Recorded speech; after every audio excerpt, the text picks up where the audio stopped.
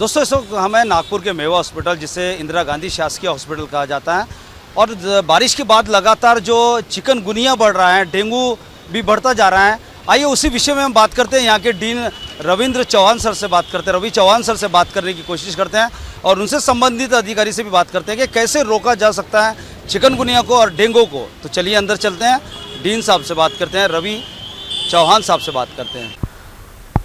दोस्तों नमस्कार, आप देख रहे हैं TNN 24 न्यूज़ चैनल और MNS न्यूज़ चैनल। वो तस्वीरें जो हम आप तक पहुंचाने की कोशिश करते हैं और हमारी कोशिश ये होती है कि कई लाखों लोगों का फ़ायदा हो एक खबर देखने में, क्योंकि इतने राज छुपे होते हैं कि मैं आपको बता ही नहीं पाता हूं। लेकिन अभी मैं बताऊंगा आपको कि क्या राज छुपे हैं और इस वक्त हम मेवा हॉस्पिटल में किस लिए पहुँचे हैं। रविंद्र चौहान सर यहाँ के डीन जो है वो मेरे साथ है। इस वक्त आप स्क्रीन पे देख रहे हैं। विषय बड़ा गंभीर है दोस्तों कि चिकनगुनिया और जिस तरह से डेंगू अपने पैर पसार रहा है तो उससे भयभीत है नागपुरी नहीं बल्कि महाराष्ट्र की जनता। लेकिन उस पर अंकुश कैसे लगाएंगे वो हम जानने की कोशिश करेंगे। रविंद्र चौहान सर से वो बताएंगे आपको कि किस तरह से उस पर अंकुश लगाया जाता है। सर बहुत एक तो ये जो सभी जो बीमारियां हैं ये बीमारियां होती है मच्छरों के वजह से, जैसे डेंगू हो गया, चिकनगुनिया हो गया, ये जो है वो मच्छरों से पैदा होती है। एडिस नाम का एक मॉस्किटो है, उसके वजह से ये होती है और ये ज़्यादा पनपती है अपने आजू बाजू में। सपोज़ पानी जमा रहा, जैसे अभी कूलर का सीज़न ख़त्म हो गया है तो कूलर में अपन टंकियाँ वो निकालते नहीं है, कूलर वैसे ही पड़ा रहता है। फिर वो टंकी में पानी जमा होता है, फिर उसमें लार्वा पैदा होता है जो नहीं, उनके वजह से ये सब मच्छरों की पैदाइश होती है। तो मेरा सबको बोलना है कि जितना भी आजू बाजू में आपका पानी होगा जो यूज़ में नहीं आ रहा है वो पानी आप जमा ना होने दें, तो मच्छरों की पैदाइश के ऊपर रोकथाम लगेंगी। दूसरा, ये सीज़न में आप पूरा फुल शर्ट, फुल बाही का जो शर्ट रहता है फुल स्लीव का वो पहनिए और जैसे मच्छर ना काटे। हाँ, तो थोड़ा सा प्रोटेक्शन हो जाए। या फिर जो अदर प्रोटेक्टिव जैसे आए हैं अपने एंटी मॉस्किटो रिपेलेंट, कोई अभी बहुत सारे क्रीम्स निकले हैं या फिर ये है, उसका थोड़ा सा उपयोग करें। और थोड़ा सा भी यदि आपको बुखार लगे, बुखार आए या हाई ग्रेड का फीवर आए तो पहले आप जाके आपका टेस्ट करवाएं गवर्नमेंट हॉस्पिटल में जाके, या फिर आपके नज़दीक के डॉक्टर को दिखाएं। सर जो ये मच्छर जो हैं वो ज़्यादातर किस पर वार कर रहे हैं? बच्चों पर वार कर रहे हैं या बूढ़ों पर भी कर रहे हैं या बीच में जो एज है 40, 60, 65? नहीं, ऐसा मच्छर आदमी देख के नहीं करता है। वो एज ग्रुप का इसमें कुछ नहीं है। कोई भी एज ग्रुप का इसमें आदमी सफ़र हो सकता है, तो एज ग्रुप का इसमें कुछ लेना देना नहीं है इसमें। सर बहुत सारे लोगों को गलत फहमी है कि चिकन खाने से ही चिकनगुनिया होता है करके, आप क्या कहना चाहते हैं?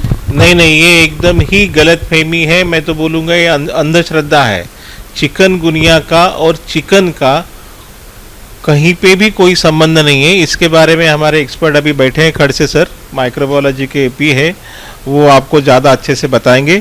आप खड़से सर से भी पूछ लीजिए कि ये एग्जैक्टली क्या होता है। लेकिन चिकन खाने से चिकनगुनिया नहीं होता है। मैं लोगों को आह्वान करता हूँ कि चिकनगुनिया ये चिकन खाने से नहीं होता है। ऐसी अफवाहों के ऊपर आप बिल्कुल भी विश्वास ना रखें। और आपको यदि तेज बुखार, जोड़ों में दर्द या रैशेस वगैरह जो भी आए बुखार के साथ में, पहले आप डॉक्टर का सलाह लीजिए। दोस्तों मैं खड़से साहब के पास लेके चलूँगा आपको, लेकिन उससे पहले कुछ सवाल जान ले कि सर मेवा हॉस्पिटल में किस तरह की व्यवस्था की गई है ऐसे पेशेंटों के लिए। और दूसरा सवाल इसी के साथ मेरा ये है कि जब फीवर आता है तो पैर से चले नहीं जाता है, लूंज पैर जो है खड़े नहीं रह पाता है, तो इसका क्या कारण है, कैसे इलाज कैसे कर सकते हैं? ये जनरली चिकनगुनिया में जॉइंट्स अपने वो आते हैं और वैसे भी मसल बहुत रिलैक्स हो जाती है, फटीग हो जाती है बुखार में, और हाई ग्रेड फीवर में उसके साथ में जो वीकनेस आता है उसके भी वजह से आदमी खड़ा नहीं हो पाता है। तो ये सब का कारण जो है वो तेज़ बुखार आना, और यदि वो चिकनगुनिया है तो फिर वो आखिर बाद में के दिनों में वो जॉइंट जब इन्वॉल्व होते हैं तो उसकी वजह से भी आदमी खड़ा नहीं हो पाता है और चलना फिरना मुश्किल हो जाता है। सर ऐसा करने के लिए हमें क्या करना होगा? ब्लड टेस्ट करना होगा या कौन सा टेस्ट करना होगा? खुद के बगैर डॉक्टर की सलाह से मैं तो बोलूँगा खुद टेस्ट के पीछे ना भागे। अननेसेसरी टेस्ट करना, उसमें पैसे खर्चा करना, उससे अच्छा है कि आप तज्ञ डॉक्टर के पास जाएं और डॉक्टर की सलाह से वो जो बोलेगा वो जो सिम्टम्स देखेगा और उसके हिसाब से फिर वो आपको टेस्ट बताएगा कि वो कौन सा टेस्ट करे और कौन सा टेस्ट ना करे। सर क्या डेंगू वापस आ रहा है? डेंगू के पेशेंट्स तो बड़े हैं, वो डेफिनेटली बड़े हैं, और ये बहुत बार वो सीजनल भी रहता है। हर साल अपन देखते हैं यही सीज़न में डेंगू, चिकनगुनिया और बाकी जो मॉस्किटो के वजह से पैदा होते हैं वो बीमारियां ये सीज़न में आती है, बाद में वो ख़त्म हो जाती है। यानी जो एटमॉस्फेयर अभी उनको जो मिलता है वो ग्रो करने के लिए बहुत अच्छा एटमॉस्फेयर है ये। तो इसलिए आजू बाजू का मैं तो बोलूँगा कि आप स्वच्छता ही रखें आपके आजू बाजू के परिसर में, तो ये रोगों का वैसे ही वो उसका प्रादुर्भाव कम हो सकता है। सर इंदिरा गांधी शासकीय हॉस्पिटल ने क्या व्यवस्था की है?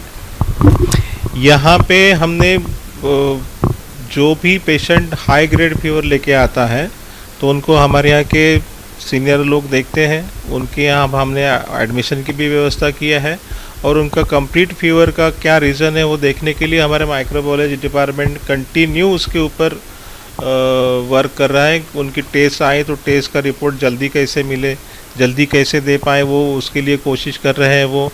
दूसरी चीज़, हर प्रकार के इसकी किट्स अवेलेबल हो, ये हमारे एमएस जो मेडिकल सुपरिटेंडेंट है नितिन शेंडे, वो और बाकी का प्रकाशन पूरा प्रयत्न कर रहा है कि वो किट्स यहाँ हमेशा अवेलेबल रहे।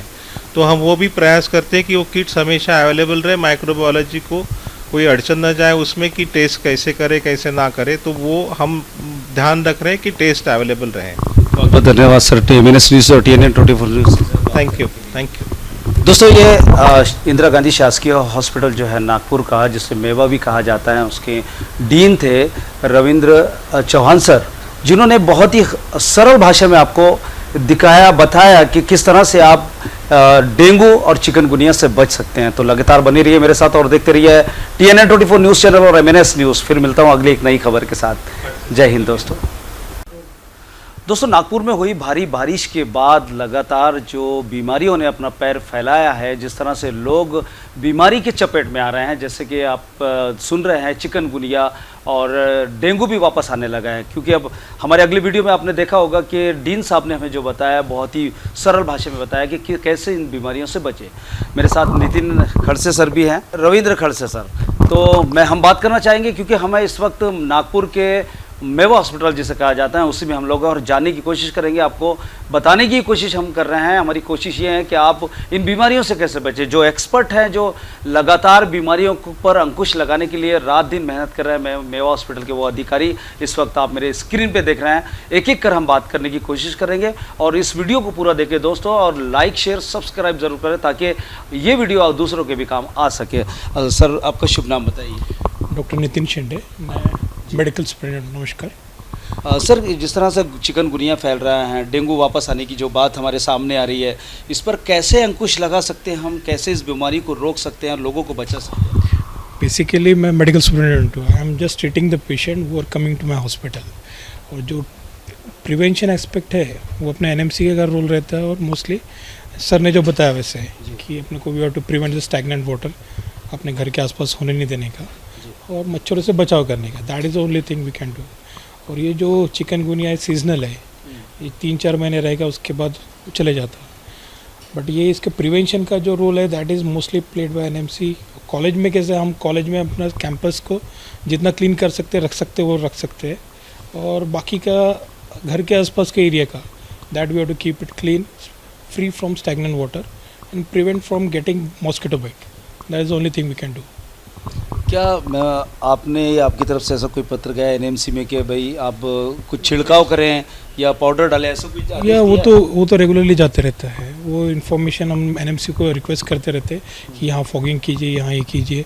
हॉस्टल जो रहते हैं हमारे हॉस्टल के आसपास के एरिया, वो पूरे साफ़ करा के रखा है हमने। और फॉगिंग के लिए भी हमने अभी कल परसों इस फॉगिंग होके गया, हॉस्टल्स का और डिपार्टमेंट का प्रीमाइसेस का, लेबॉर्ट्री का प्रीमाइसेस का, सब जगह फॉगिंग करा लिया हमने। कैसे चिकनगुनिया और डेंगू के पेशेंट्स बढ़ रहे हैं, या उसमें कुछ नंबर बढ़े हैं या नंबर कम हो रहा है, ऐसा कुछ? नंबर तो बढ़ रहे हैं और पेशेंट आते ही रहेंगे अभी। चिकनगुनिया और डेंगू और viral fever, dengue like fever भी बोलते हैं उसको। इट्स नॉट चिकनगुनिया और डेंगू। और चिकनगुनिया और डेंगू कई बार ऐसा रहता है कि पेशेंट का प्लेटलेट कम हो रहा है, बट उसका चिकनगुनिया और डेंगू दोनों निगेटिव रहता है। तो बहुत सारे वायरल फीवर्स भी है जिसकी वजह से तुम्हारा काउंट कम होता है, प्लेटलेट काउंट भी कम होता है। ऐसा नहीं कि 2 ही वायरस फीवर है, बाकी और भी वायरल फीवर है जिनमें सेम सिम्टम्स रहेंगे। सर अगर डेंगू बढ़ता है इस तरह जैसे आप नंबर बता रहे हैं कि आप नंबर बढ़ते जा रहे हैं, तो क्या वही सिचुएशन आने वाली है जो हमने कोरोना काल में देखा? नहीं, कोरोना काल was different thing, corona was totally different disease, this is seasonal disease.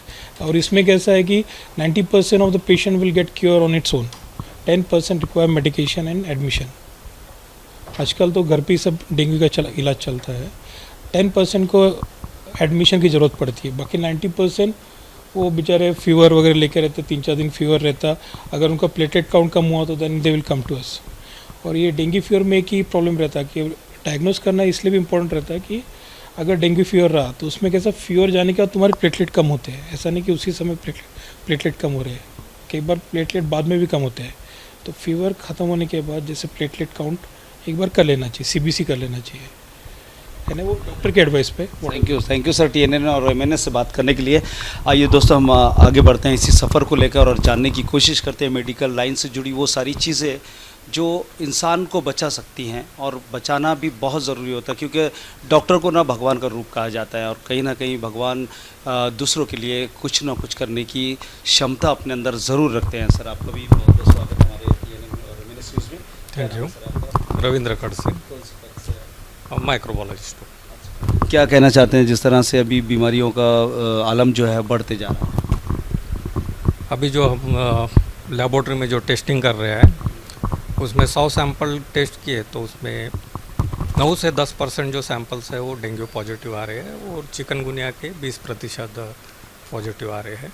उसके साथ साथ एक है स्क्रब टाइफस करके जो रूरल एरिया में ज़्यादा बढ़ रहा है, उसकी भी पॉजिटिविटी अभी फ़िलहाल बढ़ रही है। और सभी ये जो इन्फेक्शंस है ये इंसेक्ट बाइट से हो रहे हैं, कीटकजन्य रोग जो बोलते हैं, वो एयर वगैरह ऐसे कोई चीज़ से फैलता नहीं है, ज़्यादा मतलब गंदगी से होता है ये। हाँ, गंदगी से जहाँ पे मॉस्किटो का ब्रीडिंग हो रहा है, प्रोडक्शन हो रहा है, वो एरियाज़ में ये ज़्यादा बढ़ता है।